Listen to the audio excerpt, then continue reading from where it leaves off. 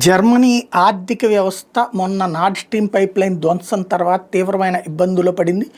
ఇప్పుడు ఆ Nord stream పైప్లైన్ని తిరిగి పునరుద్ధరించేందుకు, ఎల్ఎన్జీ గ్యాస్ పునరుద్ధరించుకునేందుకు, ఆయిల్ సరఫరాల రష్యాని పునరుద్ధరించుకునేందుకు అమెరికా, యూరప్ దేశాల మాటల్ని పక్కన పెట్టి ప్రత్యక్షంగా పుతిన్తో చర్చలు జరిపి ముందుకు సాగుతోంది. అదే సందర్భంలో అమెరికా, యూరప్ దేశాల యొక్క ఆలోచనలకు భిన్నంగా భారత్తో సంబంధాలు పెంచుకునేందుకు జర్మనీకి సంబంధించినటువంటి విదేశాంగ మంత్రి భారతదేశానికి చేరుకున్నారు.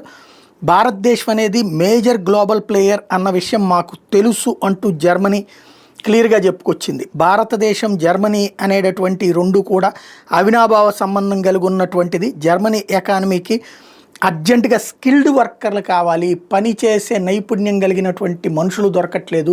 భారతదేశం నుండి నైపుణ్యం కలిగినటువంటి మనుషులు బోల్డ్ అంతమంది ఉన్నారు, వాళ్ళని మా దేశానికి పంపించండి అని కోరుతోంది. తద్వారా మన దేశం వాళ్ళకి జర్మనీలో బోల్డ్ అవకాశాలు రాబోతున్నాయి.